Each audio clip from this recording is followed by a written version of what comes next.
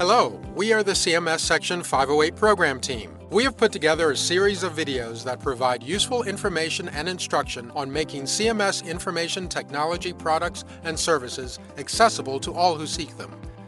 Section 508 is important to everyone at CMS, and it's a federal law.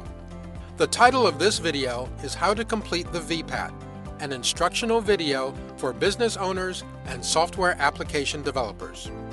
What is the VPAT? If you are developing software applications for CMS, an important step in the CMS Section 508 approval process is completion of the Voluntary Product Accessibility Template, also known as the VPAT.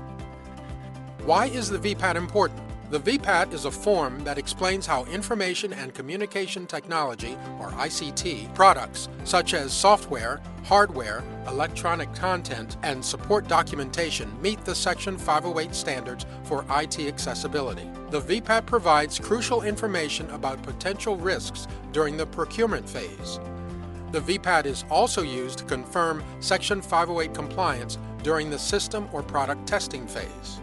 VPATs also help federal agency contracting officials and government buyers to assess ICT for accessibility when doing market research. How do you complete the VPAT? We strongly urge that you, as the business owner or developer, read the entire VPAT first before completing it. Please note that the VPAT contains a document with instructions which must be read and followed carefully. Most importantly, all sections of the VPAT must be completed before testing can begin. If the VPAT is incomplete, it will delay the testing and approval process. For the testing team to know exactly what application is being tested, the VPAT should always include the full name and version of the application. Also, please remember to include the software application itself or how it can be accessed. Which VPAT should you use? There are 4 editions of the VPAT available, based on the guidelines and standards being evaluated. These editions are 508, the revised Section 508 standards, WCAG, Web Content Accessibility Guidelines, EN, European Union's accessibility requirements, and INT, which incorporates all 3 of the above standards. Please note that CMS does not utilize EN or the INT standards, so the 508 and the WCAG forms are the only versions to select for CMS.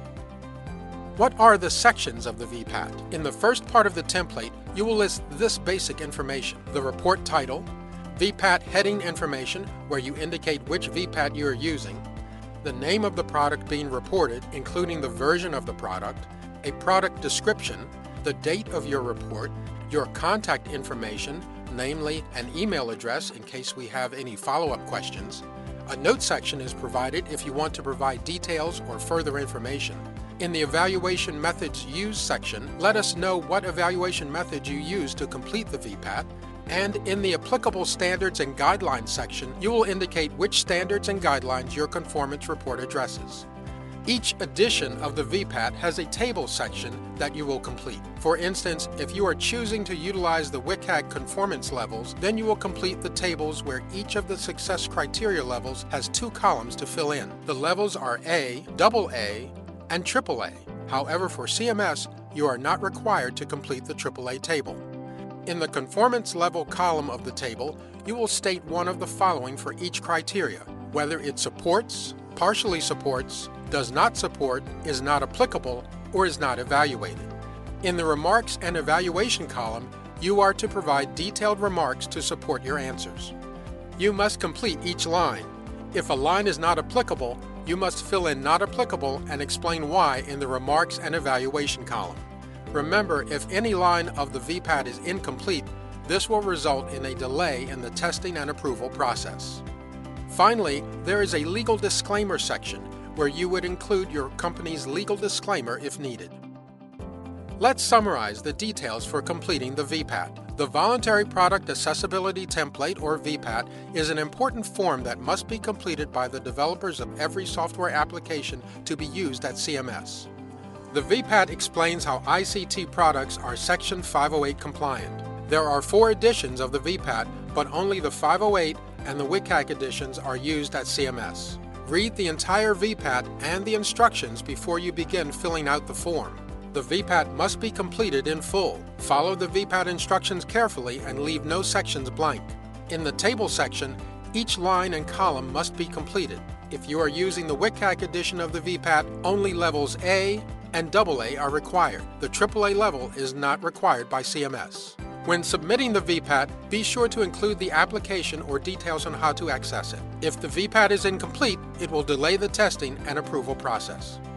Thank you for taking the time to view and/or listen to this video. For more details about CMS 508 compliance for software applications and the VPAT, please use this resource list. On the web, go to cms.gov, www.cms.gov/research-data-and-systems/information-technology/section 508/accessibility_validation.html.